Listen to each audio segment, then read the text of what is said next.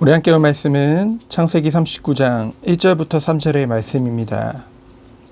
창세기 39장 1절부터 3절 말씀을 우리 합독하도록 하겠습니다.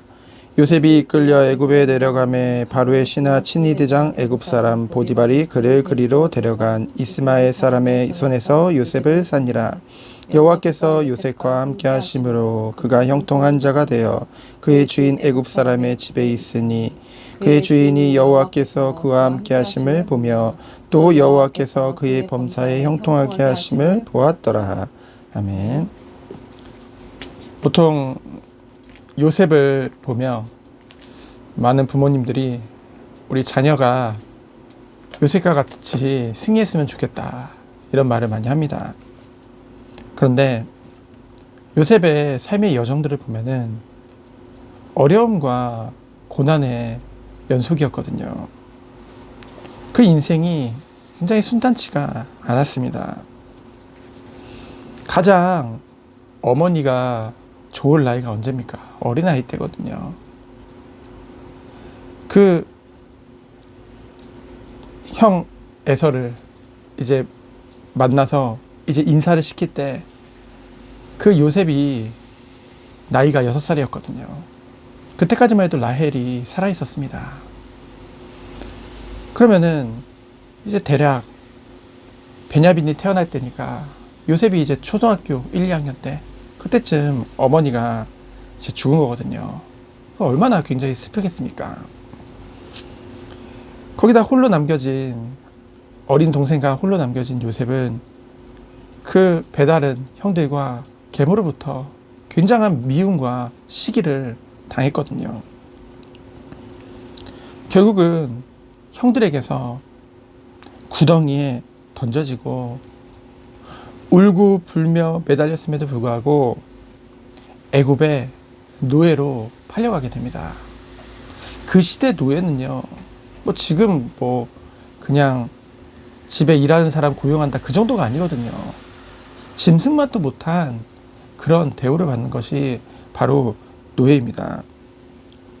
이것이 37장의 내용이죠. 그런데 오늘 요셉이 노예로 팔려간 곳이 나옵니다. 어디입니까? 바로 그 시대의 최고의 강대국이었던 그 애굽의 황제 바로의 친위대 대장의 보디발의 집으로 팔려가게 되어지죠.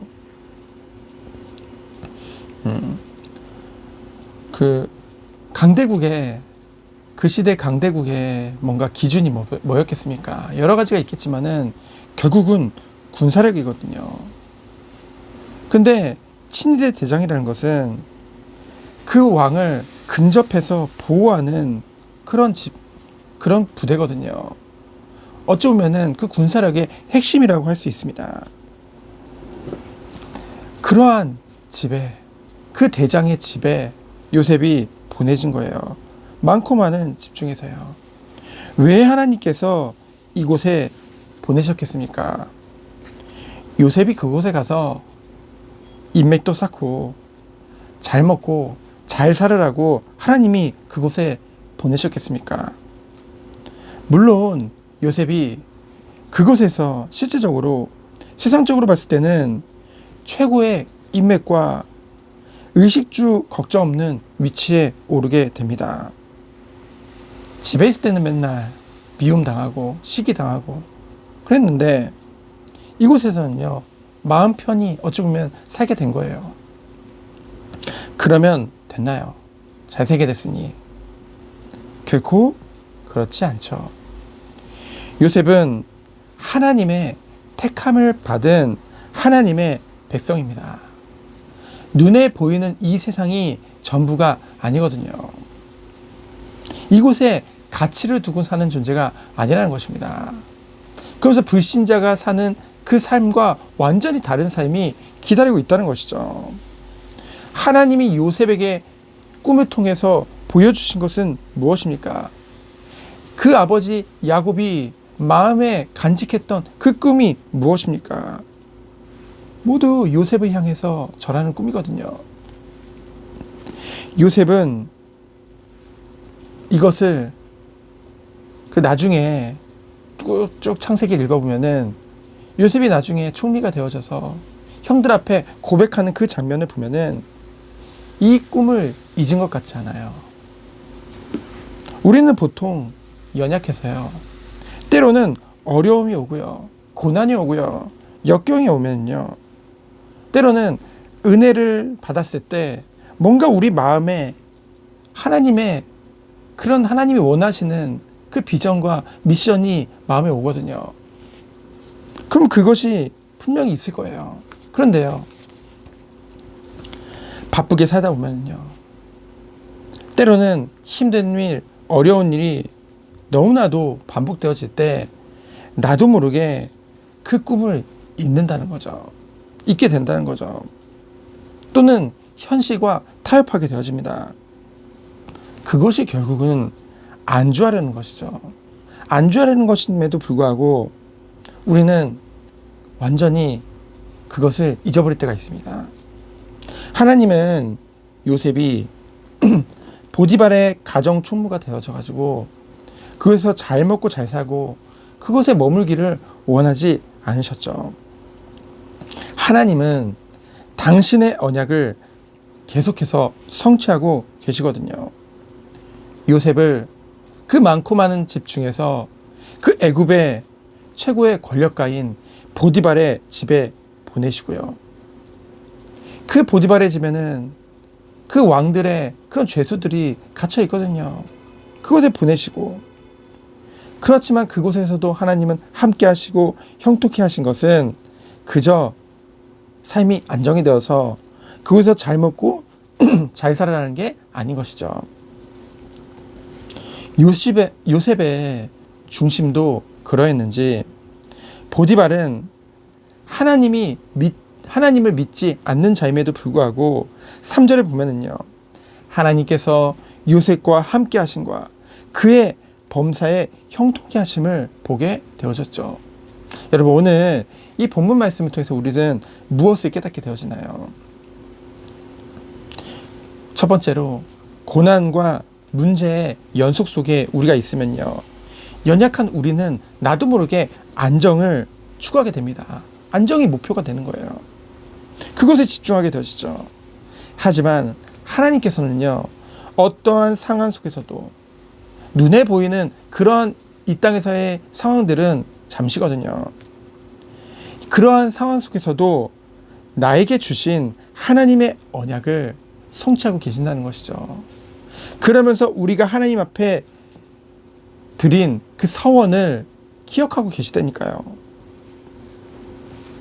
그래서요, 결국은요, 우리가 이러한 것들을 잊고 안정을 추구하고 그것이 목표가 되어진다고 한다면은 하나님은 그것을 원하시지 않기에 정말로 우리를 하나님이 원하시는 방향대로 이끌어 가신다는 거죠. 이것은요, 우리 보고 늘 고난과 역경 속에 불안정 속에 살라는 것을 말하는 것이 아닙니다.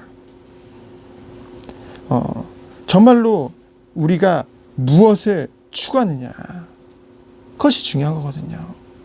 그렇다고 한다면은 이러한 과정 중에 어떤 과정 중에도 우리의 마음과 중심은 다르겠죠. 요셉과 같이. 그래서 두 번째로, 우리가 안정을 추구하게 되면은 그 결과가 뭡니까?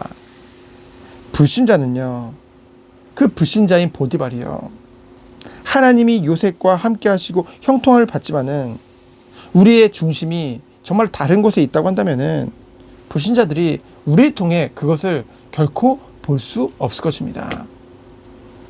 자신들과 다를 게 없다고 생각할 거예요.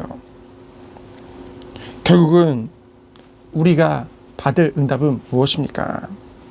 우리가 하나님의 언약을, 우리에게 주신 그 비전과 그 미션과 그 꿈을 우리 마음의 중심에 뒀을 때, 그러면서 그것을 위하여서 우리가 모든 것을 다 감당하고 하나님을 바라보며 하나님의 언약 붙잡고 나아갈 때, 믿음으로 나아갈 때, 불신자들도 볼 수밖에 없는 그러한 형통함과 그러한 임마누엘이 누려지겠죠. 보여지겠죠. 우리가 걷게 될 길, 우리가 나아갈 길이 이러한 삶인 줄 믿습니다. 여러분, 우리는 자꾸만 눈에 보이는 상황 때문에 중요한 것을 놓칠 때가 너무나도 많습니다. 그러나 하나님은 어떠한 상황 속에서도 승리할 수밖에 없는 비밀을 우리에게 주셨거든요. 무엇입니까? 바로 임마누엘의 은혜인 줄 믿습니다. 그래서 하나님이 우리와 함께 하시기 때문에 우리는 어떤 상황 속에서 승리할 수밖에 없고 어떤 상황 속에서도 흔들리지 않는 평강이 우리에게 주어져 있거든요. 우리가 정말로 그렇기에 정말로 우리의 삶을 바라보는 것이 아니라 정말로 하나님이 주신 비전을 따라 미션을 따라 나아갈 때 주님께서는 정말로 불신자들도 볼 수밖에 없는, 결국은 이것이 전도거든요. 말로 하는 것이 전도의 모든 것이 아닙니다. 우리의 삶을 통해서 하나님이 함께 하신과 하나님의 은혜를 보여주는 것, 그것이 결국은 전도의 귀한 쓰임을 받는 거거든요. 우리가 이 응답 속에 들어가기 원합니다. 오늘 하루도 정말로 하나님이 우리에게 주신 말씀을 기억하며 오늘도 나를 그 언약의 성취 가운데 인도하시며 지금 이 순간도 함께 하시는 그 주님을 바라보며 승리한 하루 되어지기를 예수 그리스도 이름으로 축원드립니다. 이 시간 기도합니다. 하나님 감사합니다. 삶의 안정이 우리의 목표가 아니요, 주님이 우리에게 주신 미션과 비전을 바라보며 오늘 하루도 하나님이 원하시는 삶을 사는 우리 모든 성도들로 주께서 축복하여 주옵소서. 살아계신 예수 그리스도 이름으로 기도합니다. 아멘. 감사합니다.